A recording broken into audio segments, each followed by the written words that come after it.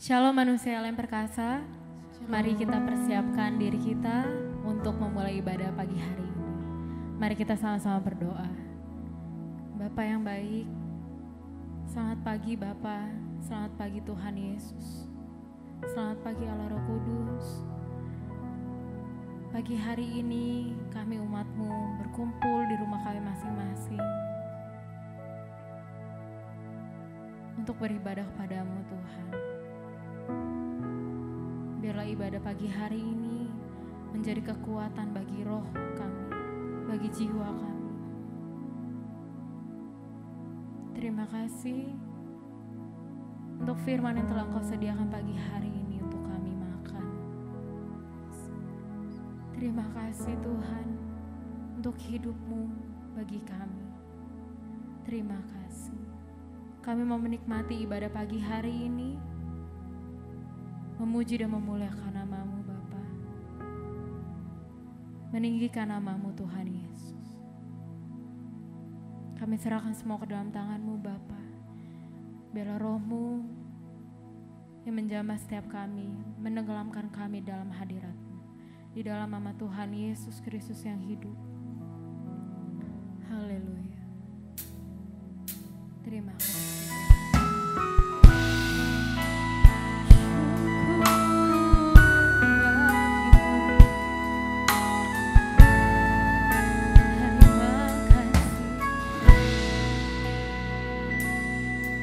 Setiap hari kulihat kasih-Mu, setiap hari kulihat kuasa-Mu, setiap hari kulihat mujizat terjadi dalam hidupku.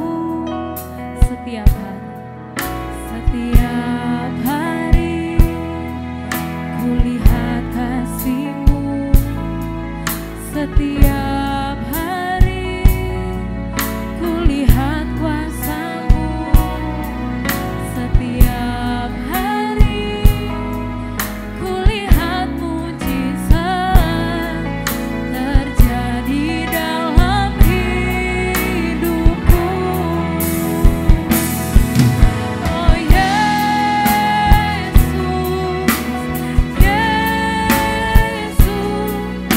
ku cinta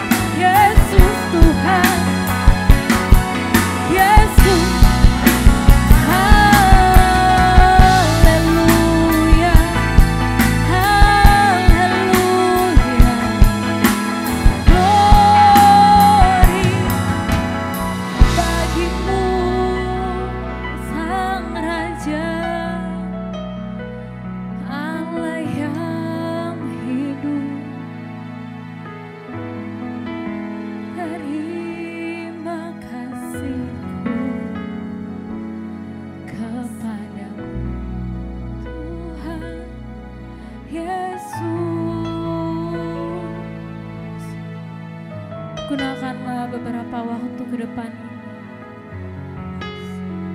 untuk berbicara kepada Bapa, bersyukur atas pemeliharaan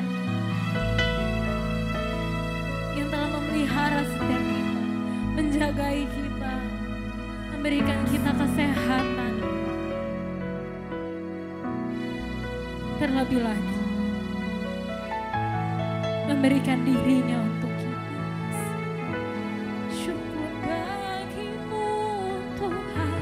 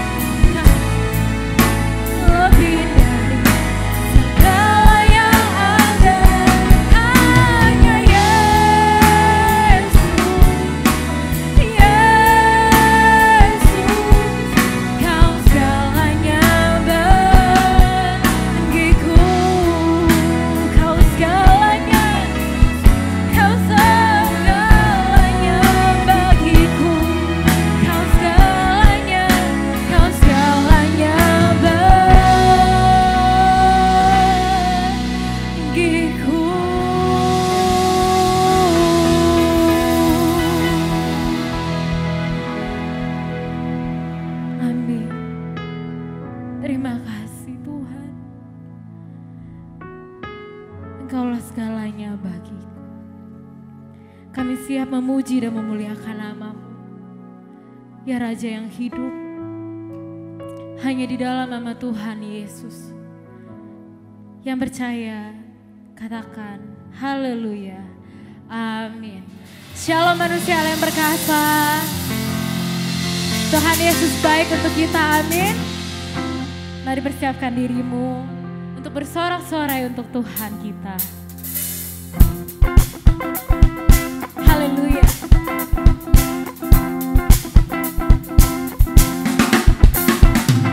Langit dan bumi, pujilah Tuhan, sebab Dia ciptakan semuanya.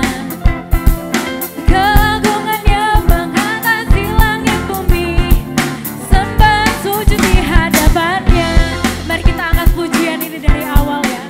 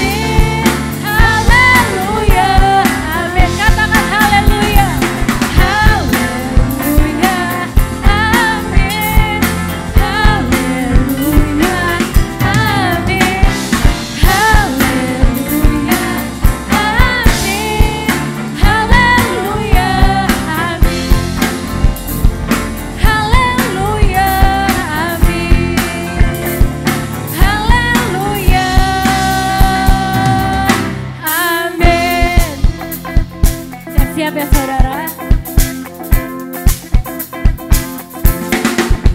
Ada kuasa dalam pujian, bernyanyilah segenap hati dan jiwa. Sebab ada kuasa dalam pujian yang sanggup membungkam kekuatan lawan.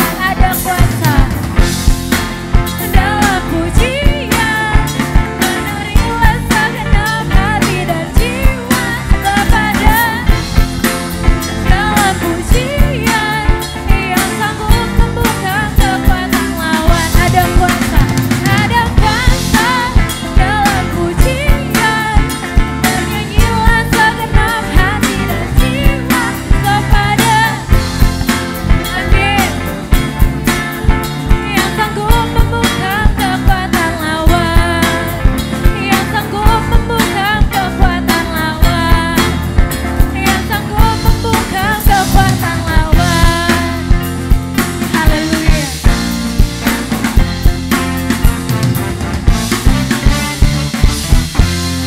Haleluya, terima kasih Tuhan. Mari persiapkan hatimu untuk menerima kebenaran firman Tuhan.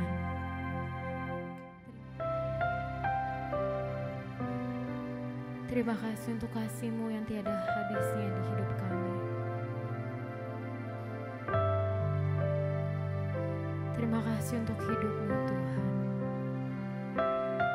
Sungguh pengorbanan-Mu menjadi sangat berarti bagi kami. Inilah pengakuan kami, ucapan syukur kami di hadapan-Mu Tuhan. Haleluya. Terima kasih. Kau yang selalu mengasihiku dengan kasih yang kekal, pengorbananmu membuatku merasa berharga di matamu. Kau yang selalu menyayangiku dengan kasih yang sungguh, kehadiranmu membuatku mengerti arti hidupanku. Kau Tuhan adalah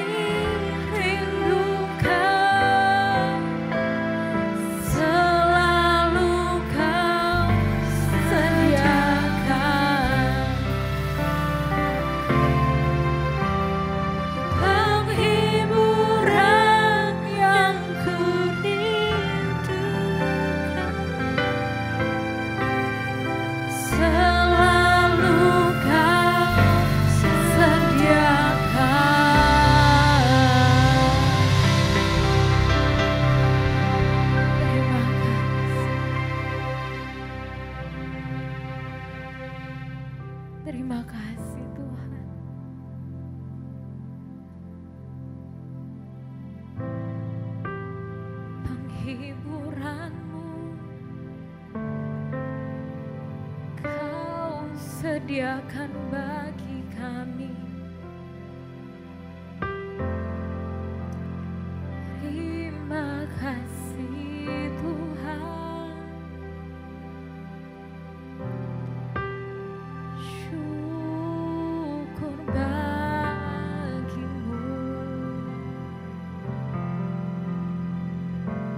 Haleluya. Terima kasih Tuhan. Terima kasih. Saya serahkan kepada hamba-Nya.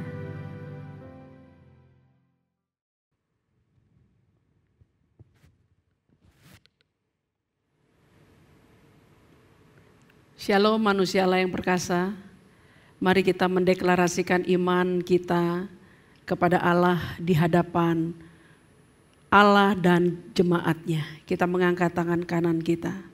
Saya percaya dan menerima. Alkitab adalah firman Tuhan yang benar sepenuhnya. Apa yang Alkitab katakan, siapa saya di dalam Kristus, demikianlah saya. Alkitab berkata, saya adalah ciptaan baru. Sungguh saya adalah ciptaan baru.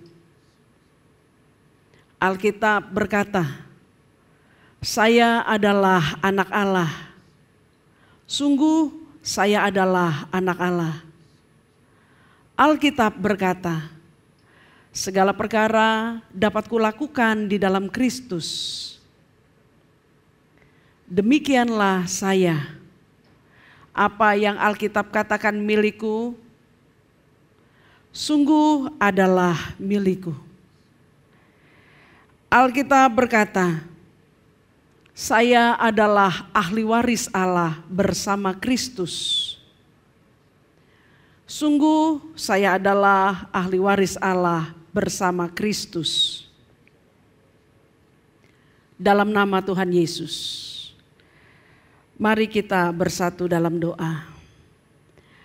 Bapa yang terkasih, di dalam nama Tuhan Yesus Kristus, kami mengucapkan syukur di hadirat-Mu untuk segala kasih sayang-Mu kepada kami semua yang mengasihi-Mu. Jika pagi hari ini Tuhan Engkau telah memberkati kami dengan segala kebaikan-Mu dan segala kesehatan yang daripada-Mu, kami bersyukur dan berterima kasih. Olehnya kami menyiapkan hati ini untuk terus diajar supaya bertumbuh di hadirat-Mu oleh firman kebenaran-Mu. Olehnya Roh Kudus, kami menyerahkan seluruh waktu pemberitaan firman hidup ini dalam pimpinan dan tuntunan-Mu. Dalam nama Tuhan Yesus Kristus. Amin. Saudaraku yang diberkati Tuhan Yesus Kristus, ketika ada jutaan buku ditulis di dalam dunia ini, jutaan lagu digubah untuk dinyanyikan dalam dunia ini. Juga ketika ada begitu banyak puisi-puisi dikumandangkan untuk diperdengarkan kepada manusia di dalam dunia ini. Tahukah saudara, topik apakah yang paling banyak diangkat untuk dibicarakan atau ditulis? Judul apakah yang paling banyak dinyanyikan atau dikumandangkan dalam puisi-puisi yang diperdengarkan kepada umat manusia? Dia bukan tentang kesuksesan hidup, sekalipun manusia sangat menginginkan kehidupannya menjadi sukses. Dia juga bukan tentang bagaimana cara menambah harta dalam hidup ini. Sekalipun semua manusia bercita-cita untuk menjadi kaya raya. Dia juga bukan tentang bagaimanakah kita bisa memperoleh kekuasaan sebesar mungkin Sekalipun menjadi orang berkuasa adalah impian semua orang.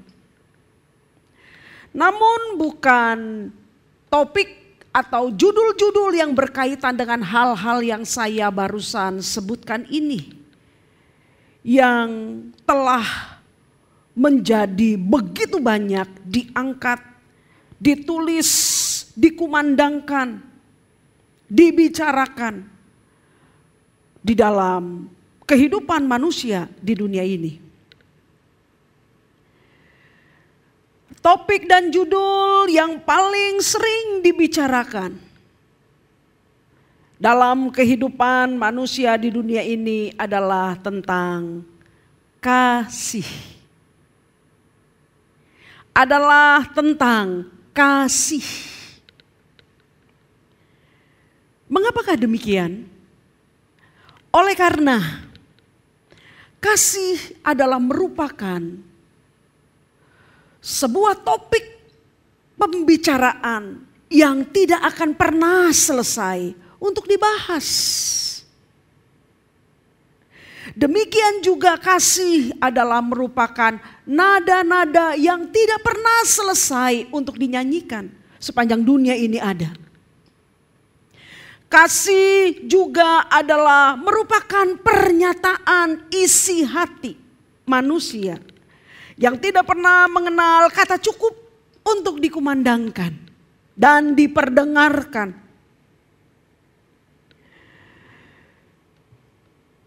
Kasih akan selalu menjadi sebuah pembicaraan yang tidak pernah membosankan sepanjang dunia ini ada.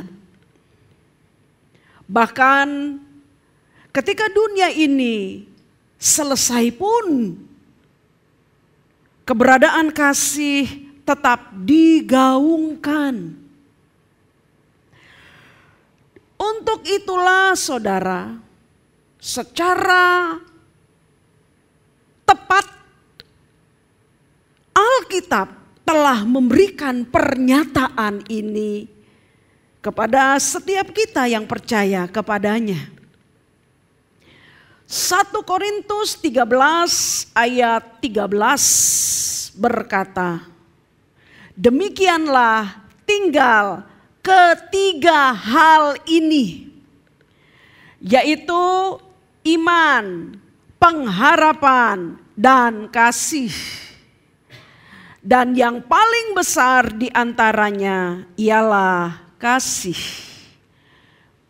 Apa yang dinyatakan di dalam 1 Korintus 13 ayat 13 ini bukan hendak mengajarkan atau memberitahukan kepada kita bahwa iman dan pengharapan adalah sesuatu yang tidak begitu bermanfaat jika dibanding dengan kasih.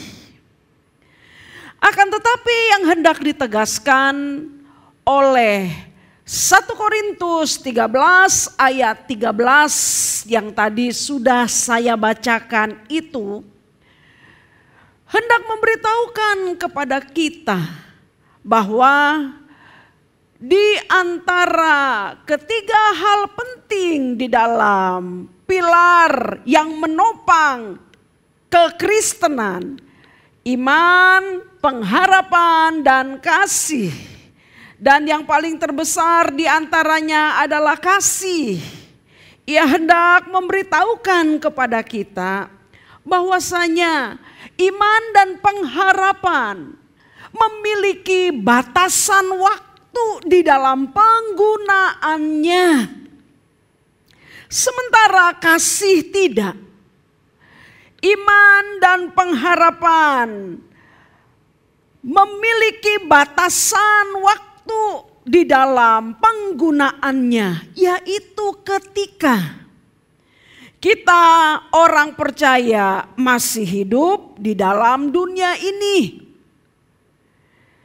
Sebab ketika setelah kita selesai dalam dunia ini, atau ketika dunia ini selesai, iman dan pengharapan tak lagi kita gunakan.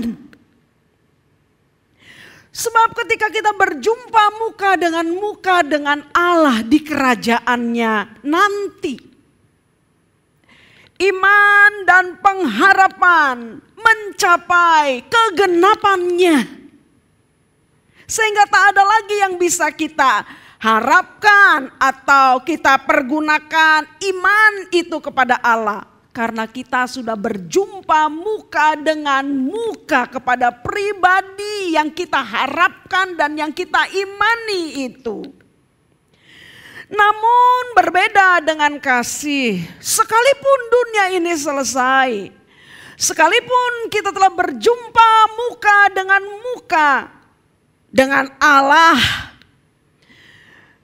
namun kehidupan kita dengan Allah, baik dalam dunia ini maupun dunia yang akan datang kelak, tetap akan didasari dengan kasih. Kasih kita kepada Allah pun kasih Allah kepada kita. Hubungan ini tetap berjalan dalam kasih sampai selama-lamanya. Untuk itulah saudara yang dikasihi Tuhan Yesus Kristus, Allah melalui Rasul Petrus telah bersungguh-sungguh menasehati kita. Di dalam 1 Petrus 4 ayat 8 dikatakan demikian. 1 Petrus pasal yang keempat ayat yang ke-8. Tetapi yang terutama, kasihilah sungguh-sungguh seorang akan yang lain.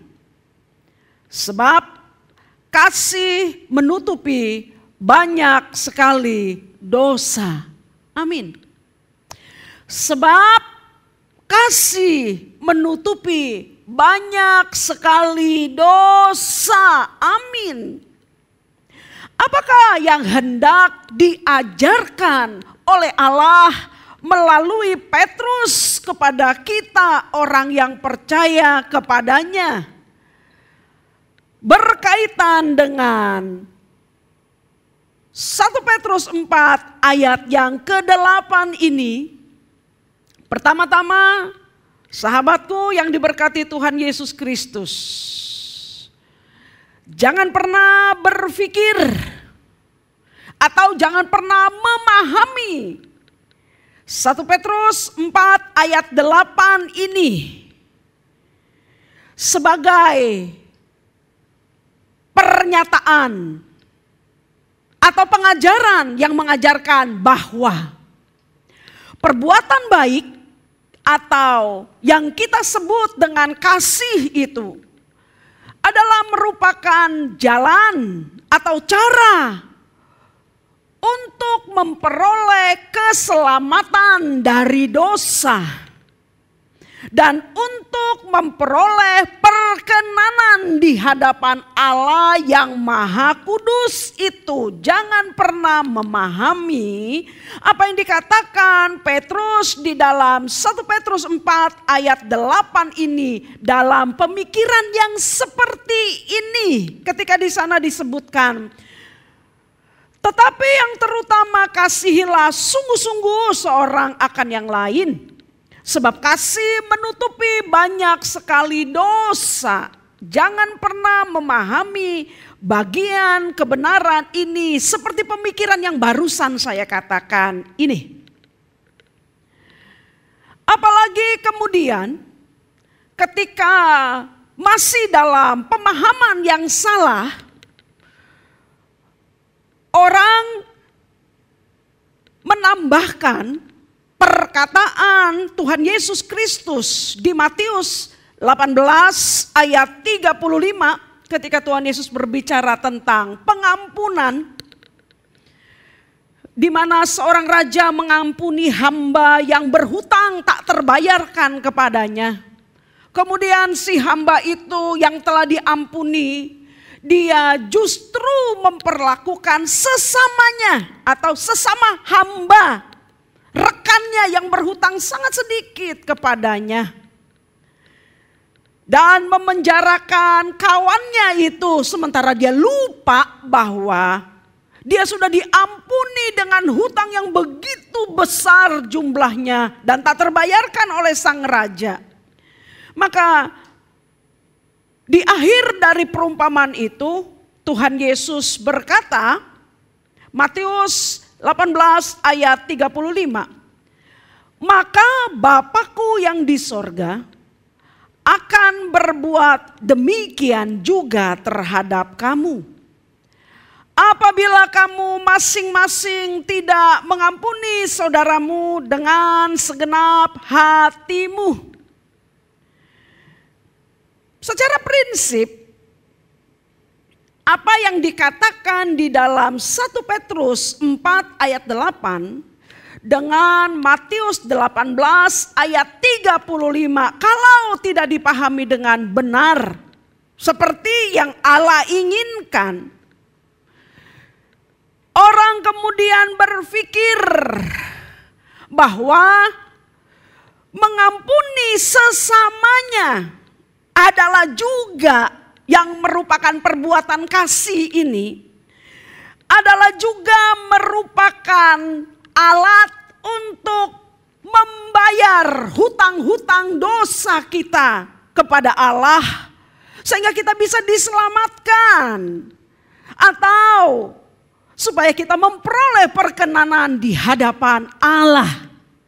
Padahal kalau kita melihat Alkitab secara sungguh-sungguh, pemikiran-pemikiran ini adalah merupakan pemikiran-pemikiran yang sangat salah. Sebab memang bukan demikian Allah memaksudkannya ketika dia menyuruh Petrus untuk menyatakan kebenaran di dalam 1 Petrus 4 ayat 8 bahwa kasih menutupi banyak sekali dosa. Atau bahkan Tuhan Yesus sendiri tidak hendak bermaksud bahwa ketika dia mengucapkan perumpamaan di dalam Matius pasal 18 ayat 35 bahwa dengan mengampuni sesama kita, dengan berbuat kasih, maka kita bisa memperoleh keselamatan kita. Bukan itu, saudaraku. Sebab jika demikian yang dimaksudkan, maka kita menyangkali prinsip dasar iman Kristen, di mana Anda dan saya berdiri dalam kebenaran itu selama-lamanya, bahwa kita diselamatkan dari dosa dan segala akibatnya hanya oleh karena iman kepada Tuhan Yesus Kristus melalui korban sempurnanya di kayu salib. Hanya dengan itu saja setiap Anda dan saya diselamatkan dari dosa.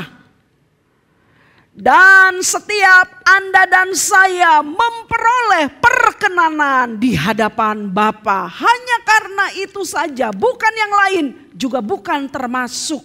Oleh karena kita melakukan banyak perbuatan baik atau banyak berbuat kasih, bukan karena itu.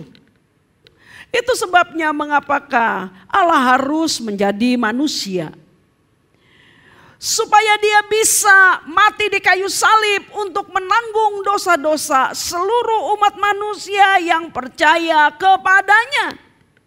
Sebab tak ada seorang pun dari antara kita, siapapun itu, yang sanggup membayar hutang dosa kita yang dituntut Allah yang maha adil. Oleh karena manusia telah jatuh ke dalam dosa.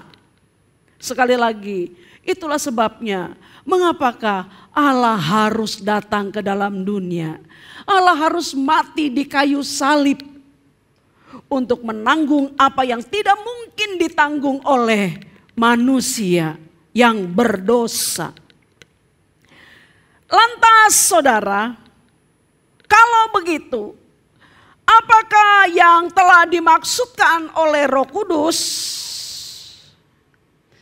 melalui Rasul Petrus ketika dia memberitahukan kebenaran penting ini, supaya diberitahukan kepada semua orang yang percaya kepadanya. Tetapi yang terutama, kasihilah sungguh-sungguh seorang akan yang lain, sebab kasih menutupi banyak sekali dosa. Sebelum kita membicarakannya lebih lanjut, saya mengajak kita supaya kita bisa paham dengan benar apa yang dimaksud di bagian ini. Mari kita baca bersama perikop ini. 1 Petrus pasal 4 ayat 7 sampai dengan ayat 11. Ayat 7. Kesudahan segala sesuatu sudah dekat.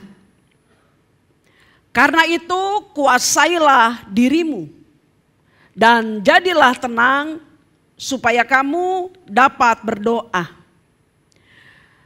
Tetapi yang terutama, kasihilah sungguh-sungguh seorang akan yang lain.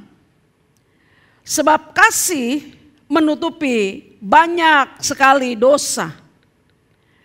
Berilah tumpangan seorang akan yang lain dengan tidak bersungut-sungut.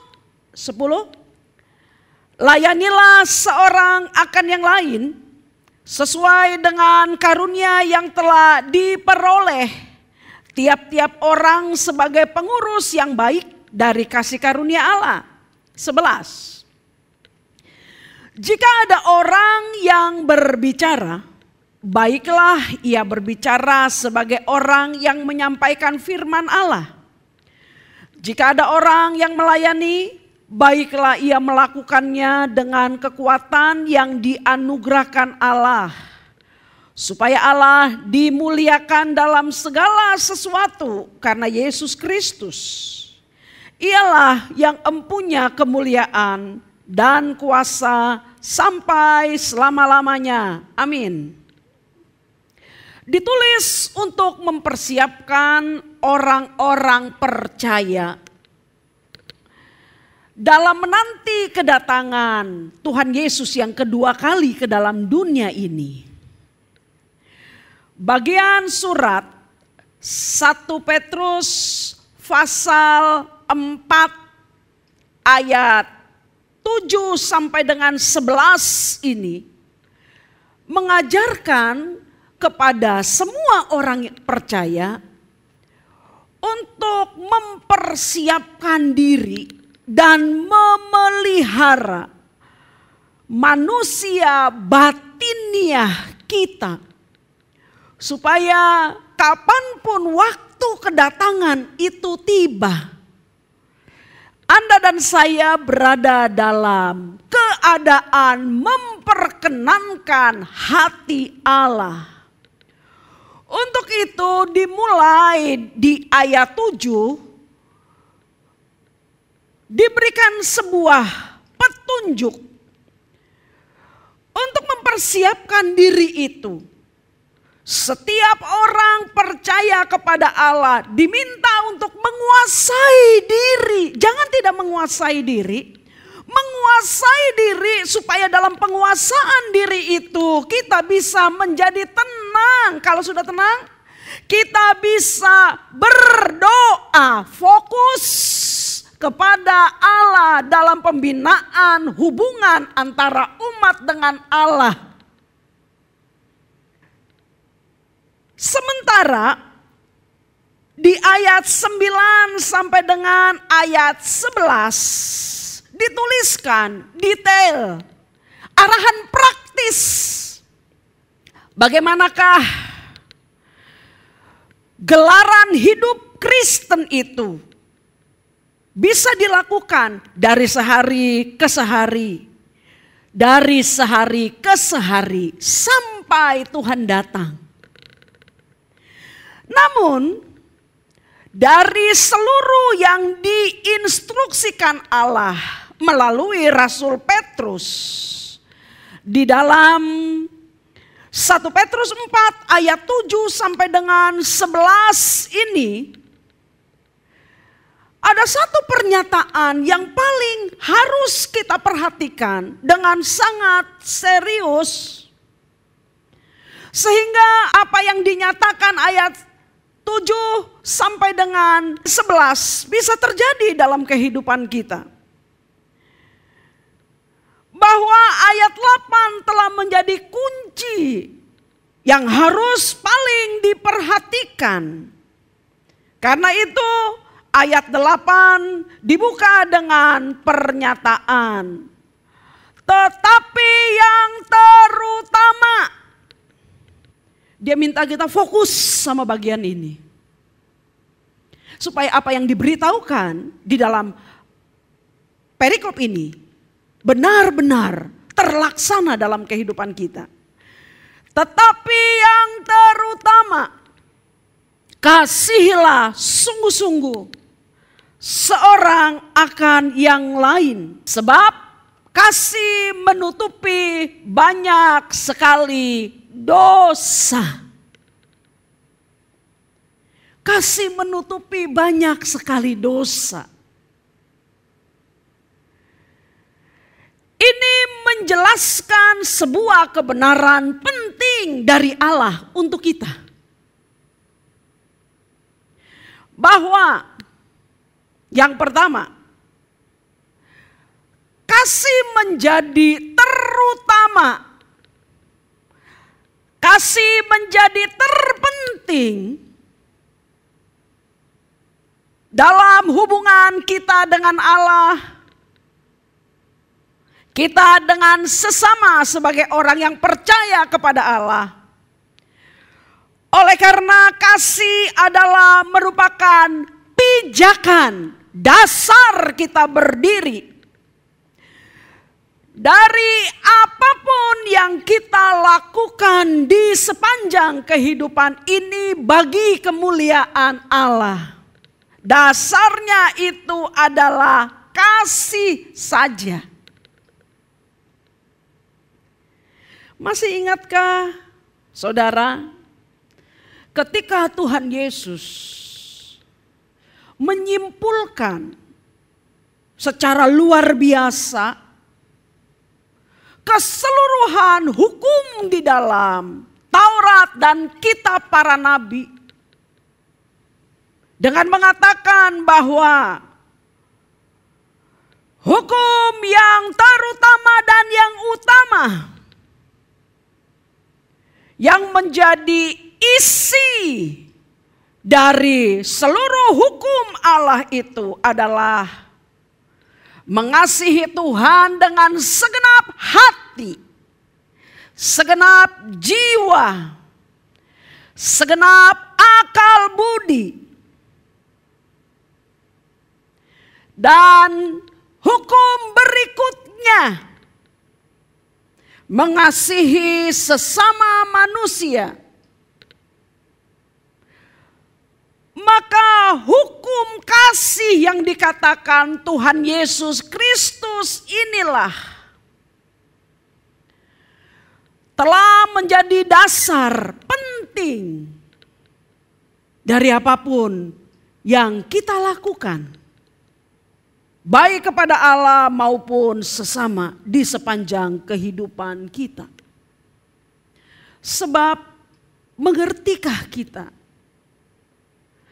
apapun yang kita lakukan, sekalipun itu terlihat baik,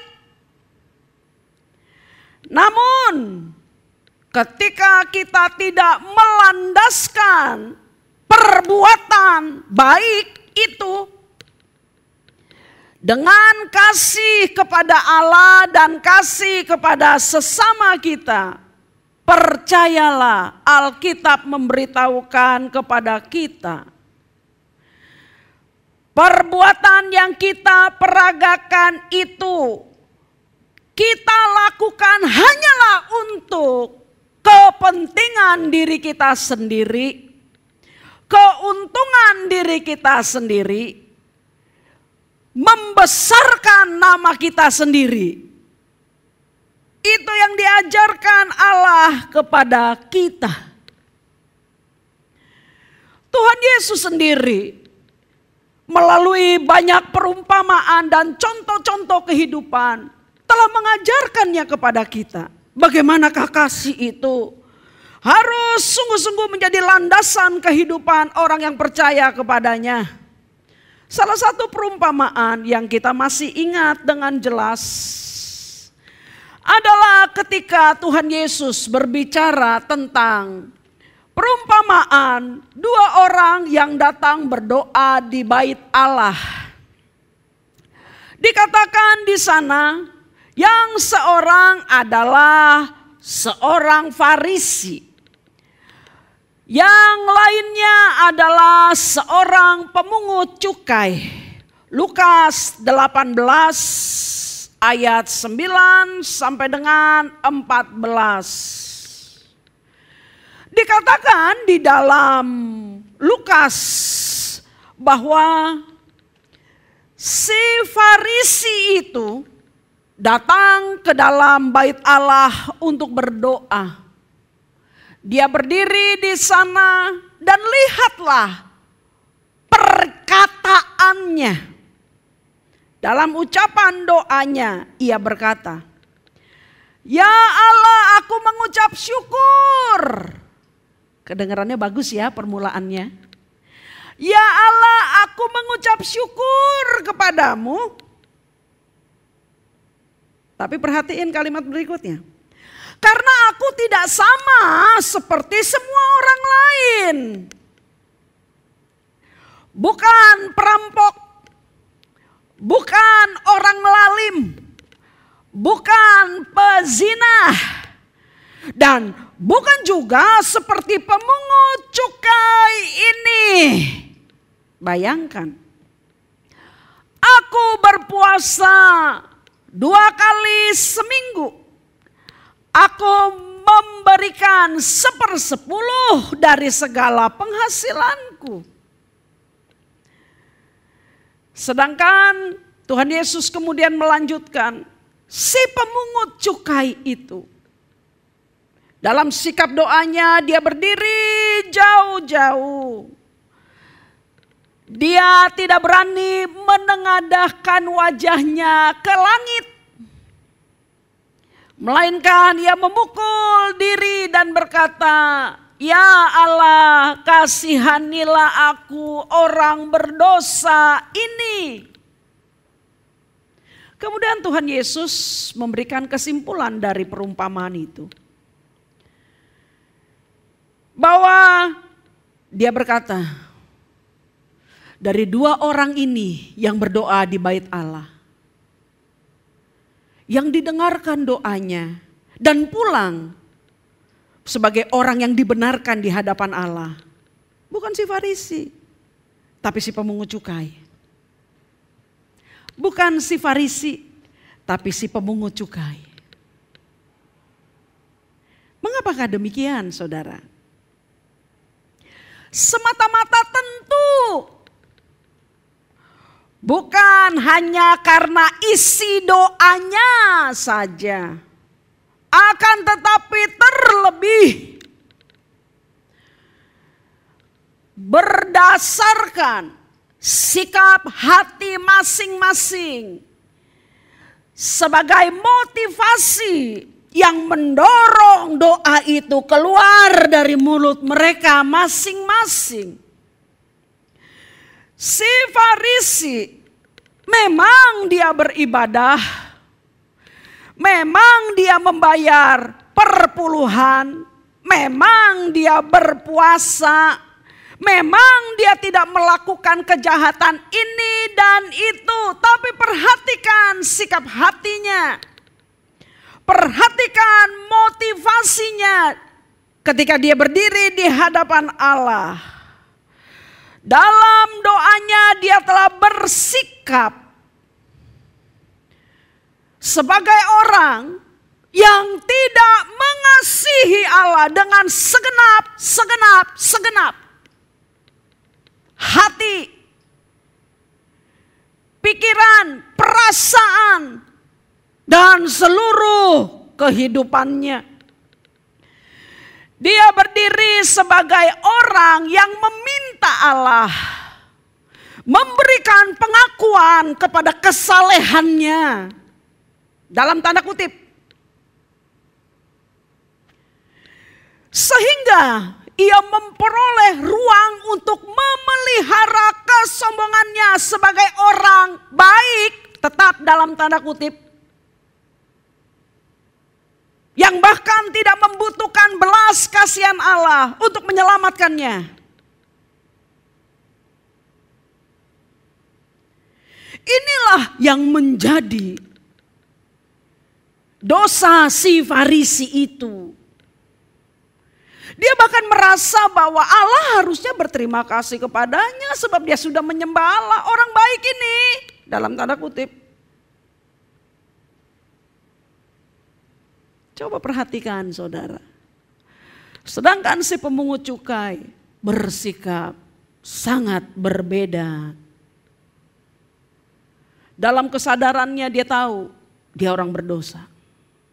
Dalam kesadarannya dia tahu dia tidak layak, dia tidak pantas. Atas alasan apapun dia tidak pantas di hadapan Allah karena dia najis dan berdosa. Tapi ketika dia diperkenankan datang kepada Allah, dia tahu itu hanya karena kasih karunia Allah yang tidak bisa dia bayar. Yang telah menerimanya apa adanya. Itulah yang membuat si pemungut cukai menaikkan doa dan seluruh kehidupannya kepada Allah sebagai ucapan terima kasih dari kasih tak terhingga itu. Kesadarannya bahwa Allah sangat mengasihinya lah telah menggerakkan dia menaikkan doa dan menggelar kehidupannya semata-mata sebagai ucapan syukur kepada Allah yang mengasihinya itu. Itu saja. Saya mau kita melihat betapa licik dan lihainya iblis. Menggunakan setiap kesempatan, menggunakan setiap keadaan yang dihadapi oleh orang-orang percaya. Untuk bisa dipergunakan olehnya, disusupi olehnya. Supaya dia bisa membelokkan hati kita dari jalan kebenaran firman itu. Bahkan ketika seseorang melakukan hal-hal yang terlihat rohani sekalipun. Jangan lupa, kalau motivasinya berbeda dengan firman Allah, iblis memperoleh ruang untuk menyusup di sana. Sebagaimana yang dilakukannya kepada si Farisi yang membangun kehidupan dan perbuatan baiknya dengan motivasi-motivasi sikap hati yang berlawanan dengan firman Allah. Maka dengan demikian saudaraku, apa yang telah dilakukannya, amalkah itu? Perbuatan baikkah itu, dalam tanda kutip? Perbuatan kasihkah itu? Jika tidak didasarkan atas hukum kasih kepada Allah dan sesama, semuanya akan menjadi sia-sia saja. Kalau tidak didasarkan kepada kasih kepada Allah, yang kemudian berdampak atau menghasilkan kasih kepada sesama. Apapun yang kita lakukan, bahkan dalam perbuatan yang terlihat baik pun atau rohani sekalipun, semuanya hanya akan sia-sia saja. Dengan demikian, tepatlah ketika 1 Korintus 13 ayat 1 sampai dengan 3 berkata kepada kita. 1 Korintus 13 ayat 1. Sekalipun aku dapat berkata-kata dengan semua bahasa manusia dan bahasa malaikat, Tetapi jika aku tidak mempunyai kasih, aku sama dengan gong yang berkumandang dan canang yang gemerincing. Ayat 2. Sekalipun aku mempunyai karunia untuk bernubuat, dan aku mengetahui segala rahasia, dan memiliki seluruh pengetahuan, dan sekalipun aku memiliki iman yang sempurna untuk memindahkan gunung, tetapi jika aku tidak mempunyai kasih, aku sama sekali tidak berguna. 13 ayat 3. 13 ayat 3. 1 Korintus. Dan sekalipun aku membagi-bagikan segala sesuatu yang ada padaku, bahkan menyerahkan tubuhku untuk dibakar, tetapi jika aku tidak mempunyai kasih, sedikit pun tidak ada faedahnya bagiku. Haleluya.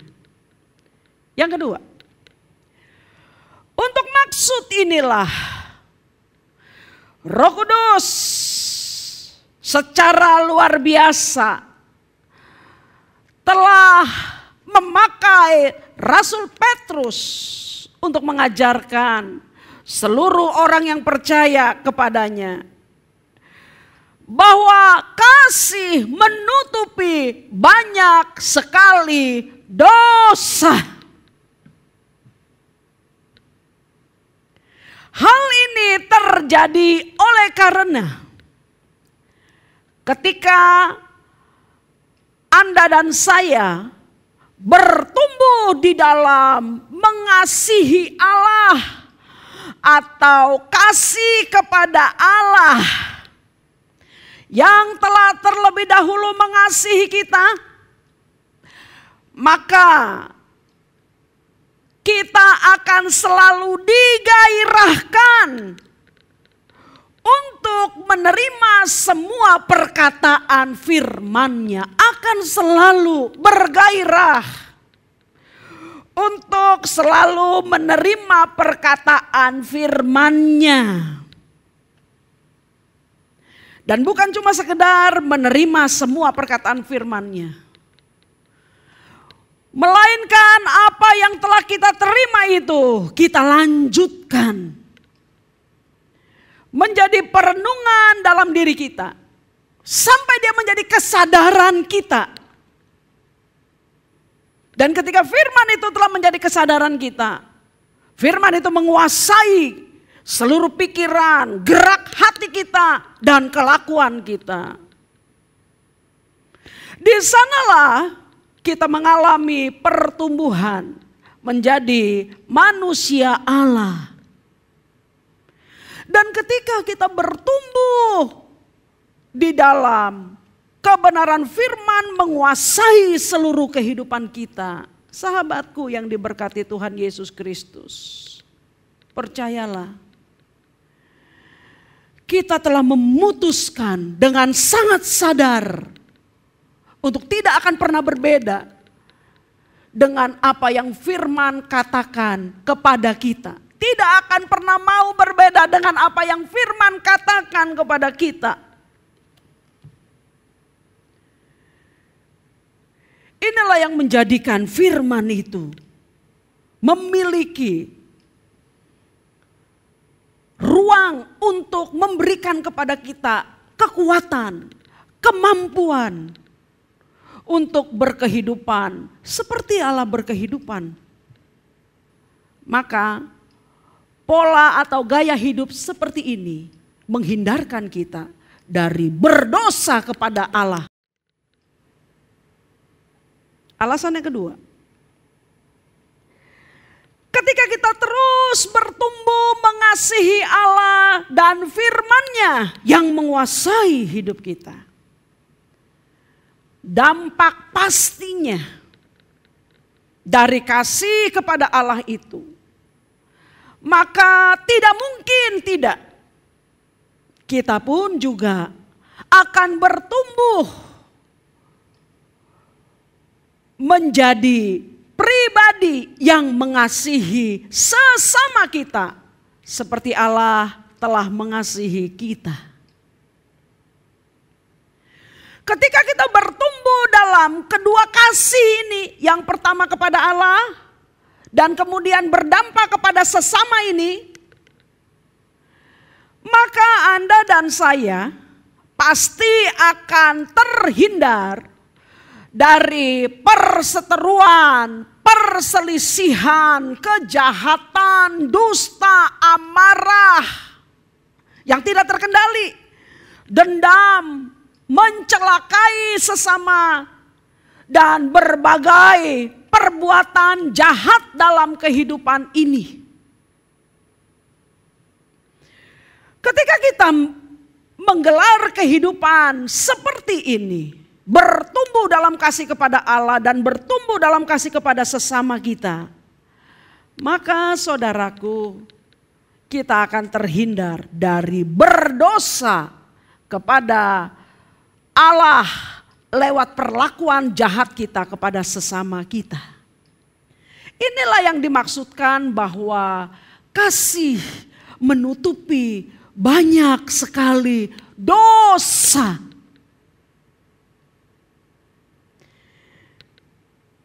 Menutup kebenaran firman Tuhan pagi hari ini, kalau Anda pernah mendengar pujian sentuh hatiku yang seperti ini, Bapa sentuh hatiku, ubah hidupku menjadi yang baru, dan selanjutnya. Saudaraku, lagu ini oleh penulisnya telah ditulis berdasarkan sebuah kisah nyata, berdasarkan sebuah kisah nyata yang cukup tragis. Tapi di balik itu terpujilah Tuhan Yesus Kristus. Dikatakan atau diceritakan dalam kisah di balik lagu Bapa Sentuh Hatiku ini, ketika satu waktu ada seorang bapak dalam keadaan mabok berat. Dia melakukan sebuah tindakan yang sangat bejat kepada anak gadisnya. Sehingga anak gadisnya itu dilecehkan secara seksual, saudara. Trauma yang luar biasa dalam diri si gadis ini. Gadis ini itu diberitahukan dia tuh teman dari si penulis lagu ini. Trauma luar biasa dari si gadis ini telah membuat dia tidak bisa menerima kenyataan. Akhirnya dia gila. Sehingga keluarganya harus memasung dia. Supaya kegilaannya tidak membahayakan dirinya sendiri dan orang lain. Kemudian setelah tidak berjumpa begitu lama dengan anak yang dipasung ini, yang adalah teman yang menulis pujian ini yang digubah menjadi lagu ini. Setelah sebelumnya dia seringkali ketika mereka masih tinggal satu kota, dia seringkali datang mendoakan si kawan yang dipasung ini. Setelah berpisah kota, setelah lama, akhirnya saudara satu malam dia yang menulis lagu ini dikagetkan dengan telepon dari gadis yang dipasung ini. Bagaimana dia bisa terlepas dari pasungnya? Bagaimana keadaannya yang gila itu? Secara singkat saja diceritakan bahwa si anak gadis ini satu waktu entah karena apa dia lepas dari pasungnya. Yang ada di pikiran dia adalah bagaimana dia bisa balas dendam kepada papanya yang sudah begitu jahat dan kurang ajar. Yang ada di pikirannya adalah dia harus bunuh papanya. Ketika dia hendak melaksanakan apa yang ada di dalam pikiran hatinya itu, mendadak saudara, dia melihat Tuhan Yesus berjumpa dengan dia. Dan Tuhan Yesus memeluk dia. Begitu kebencian yang luar biasa melingkupi dia. Dia harus bunuh papanya. Tuhan Yesus memeluk dia dan mengatakan, aku mengasihimu. Aku mengasihimu. Tahukah sahabat, di situasi itu, pada waktu itu, seluruh luka hati, kepahitan, trauma masa lalu yang begitu buruk dalam diri si gadis ini selesai di tangan Tuhan Yesus Kristus yang memeluknya, mendatanginya, yang mengatakan, aku mengasihi engkau. Kasih Tuhan menjamah gadis itu membuatnya bukan hanya membatalkan niatnya untuk tidak membunuh sang ayah, melainkan memberikan kemampuan dia untuk bisa mengasihi ayahnya yang pada waktu itu berada di atas kursi roda dan stroke. Kalaupun dia bunuh tidak bisa lakukan apapun. Dia mengatakan, Papa, aku mengampuni engkau. Karena Tuhan Yesus telah mengampuni aku dan mengasihi aku. Aku mengasihi engkau karena Tuhan Yesus telah mengasihi aku. Kasih menutupi banyak sekali dosa. Tuhan Yesus memberkati kita. Amin. Mari kita berdoa. Kami berterima kasih yang mulia Tuhan Yesus Kristus, karena Engkau mengasihi kami lebih daripada apapun. Untuk itu Tuhan, bawa kami dalam kesadaran supaya kasih-Mu yang mengasihi kami lebih daripada apapun itu menjadi pijakan bagi kami untuk menggelar kehidupan ini berdasarkan kasih kepadamu dan kepada sesama kami.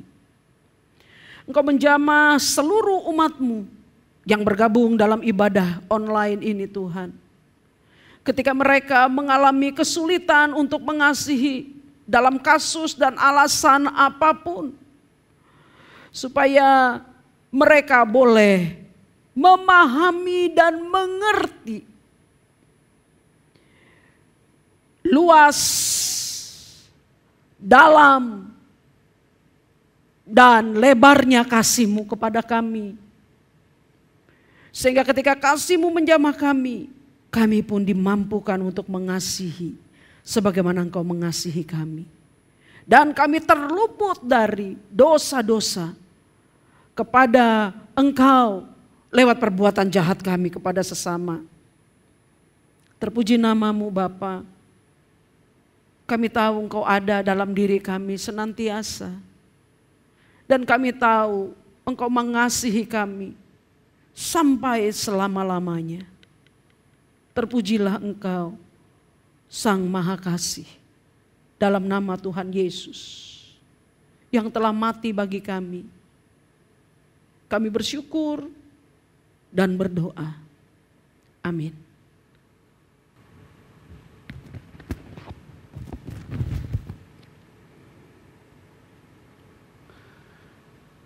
Shalom Bapak Saudaraku dikasih Tuhan, kita bersyukur atas anugerahnya sehingga kita boleh memperoleh kasih dari Allah yang telah dicurahkan ke dalam hati kita oleh Roh Kudus yang dikaruniakan.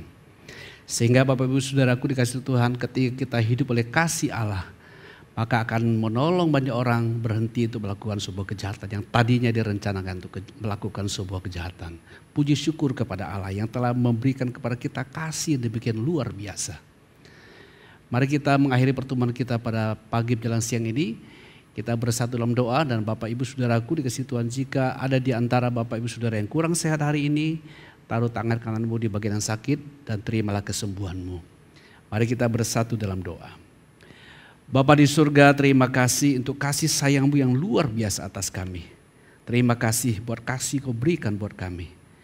Dan sekarang Tuhan, Kau melihat anak-anak-Mu menaruh tangan di bagian yang sakit. Sesuai dengan firman-Mu yang mengatakan, Engkau telah menanggung segala sakit penyakit kami di dalam Kristus Yesus. Kami bersyukur dan kami berterima kasih. Olehnya di dalam nama Tuhan Yesus Kristus, aku perintahkan semua sakit penyakit dari ujung rambut sampai ke ujung kaki, tinggalkan anak-anak Tuhan ini dalam nama Tuhan Yesus Kristus. Jadilah sehat di dalam nama Tuhan Yesus Kristus yang hidup. Terima kasih Bapa. Sekarang ulurkan tanganmu, berkat-Mu atas umat-Mu. Turunlah segala berkat anugerah yang limpah dari Bapa di surga, kasih sayang dari Tuhan kita Yesus Kristus, dan persekutuan dengan Roh-Nya yang kudus tetap tinggal serta bersama dengan kita sampai selama-lamanya. Sungguh diberkatilah rumah tanggamu, diberkatilah pekerjaanmu, diberkatilah studimu, diberkatilah seluruh hidupmu dimanapun kau melangkah. Engkau adalah pernyataan kasih Allah kepada sesamamu. Dan saya nyatakan berkat ini sah di dalam nama Tuhan Yesus Kristus yang hidup. Haleluya. Amin. Amin. Bapak Ibu Saudaraku dikasih Tuhan, tetap teguh oleh firman Allah. Hidup oleh kasih Allah, tetap tinggal dalam kasih dan bagikan kasih itu kepada orang lain. Tuhan Yesus memberkati. Amin.